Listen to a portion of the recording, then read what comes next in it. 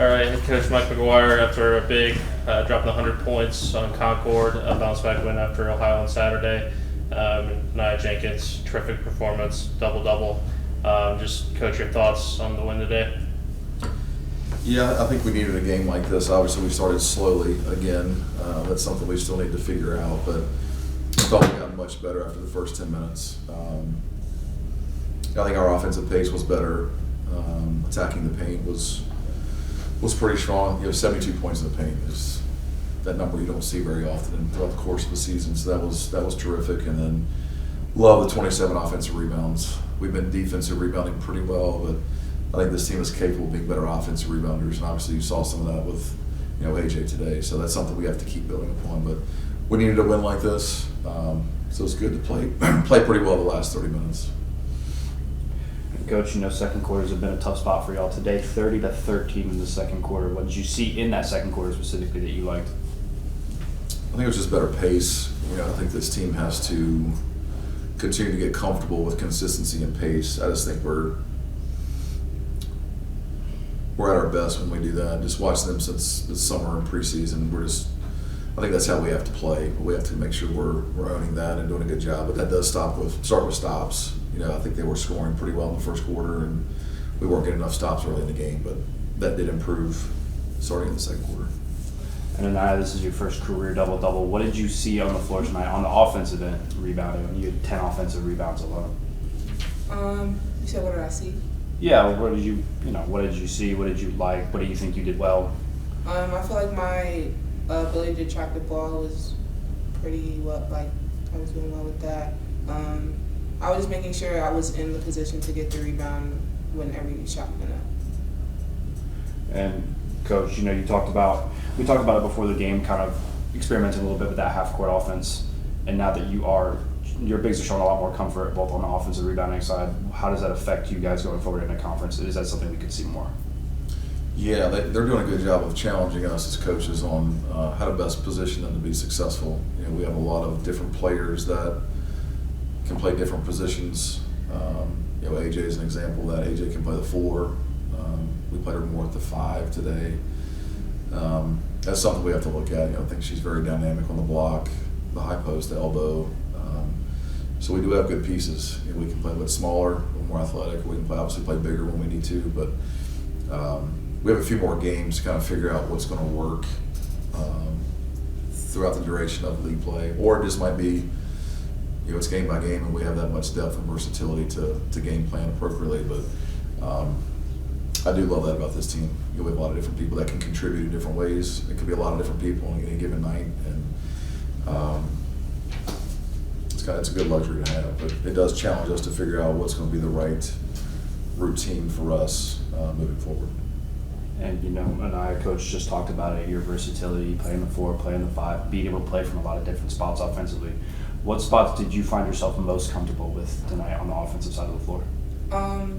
I really am comfortable on the elbows and the mid-range area. I feel like I can drive to the basket, I can shoot a mid-range if I want.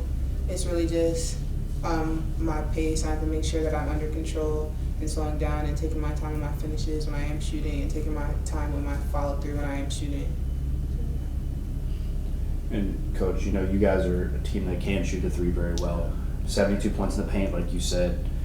How comfortable does that make you, knowing that when the shots aren't falling, you are able to rely on your bigs, you are able to go to the basket? Yeah, I think we do have versatile offensive players too. That's something that's always very exciting. We're not one-dimensional offensively. I've had a couple teams who are like that, and that's very uncomfortable in the half court, especially if your opponent takes that away from you. I just see we have too many well-rounded offensive players. I think tonight's a good example that we can look at, even though we were just the better team tonight, that the value of the paint, attacking the paint, whether that's dribble penetration, hitting our 4s and 5s in the paint. That's even the offensive rebounding. I think that's got to be something we look at for league play. I think we're going to have good size in the Big South. But I think as long as we can value the paint, it just makes our offense a lot more dynamic, for sure. And speaking of the offense, Concord came out in a press early in the first half, and you guys did a good job of beating it. What improvement did you see after the struggles against the press versus Niagara? Well, Niagara's their style is just so aggressive. It's so physical. It seemed like Concord was just trying to escort us down the floor a little bit. It was more of a 2-2-1. I just thought we were a little bit too passive the first 4 or 5 minutes of the game. I think that press kind of caught us off guard. Maybe got us out of rhythm too early. But different approach in Niagara. But we're going to see some pressure on Thursday morning. Hampton's going to bring that, and we're going to be ready for that. So we have a couple of days to prep and get ready, and just expect a much more physical game Thursday morning.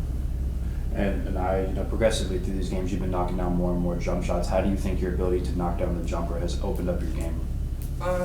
It's definitely making people decide on how they want to guard me, if they want to press up on me, or if they want to back up. Regardless, McGuire has given me the confidence to pick which one I want to do. I just have to read the defender. If I want to go to the basket, and shoot an under control layup, or if they're back, shoot the jumper. And Coach, last one for me, 59 bench points tonight. I mean, we've been seeing ridiculous bench point numbers all season. I'm sure we're going to continue. Yeah. What is your next progression, right? Like, do you have any idea what your best lineup is? Do you want to even know what your best lineup is? That's a great question. I don't. I mean, we have some games where this group of 5 looks really good, and the next game it's another 5. Or yesterday in practice, our white group, the team in the white jersey, they looked really, really good. So it's, I think sometimes it's who just shows up and is going to execute their role really well. I mean, that's a good problem to have. I think right now we're top 10 in the country in bench production, so that we have to own that and just stay selfless for each other. Know we have depth. Know we have people that can bring a lot of punch, off the bench. I've never experienced this as a coach. Just the amount of production coming off the bench. It's very exciting. It's fun. So that's something we just need to own and just keep going with it. I think we should be the deepest team in the Big South. So that's got to be a factor as we get into the conference play on New Year's Eve. And Anaiah, one of Concord's bigs, Abby Smith, was a big marquee player in today's matchup. How do you think you and the other bigs handled that matchup today?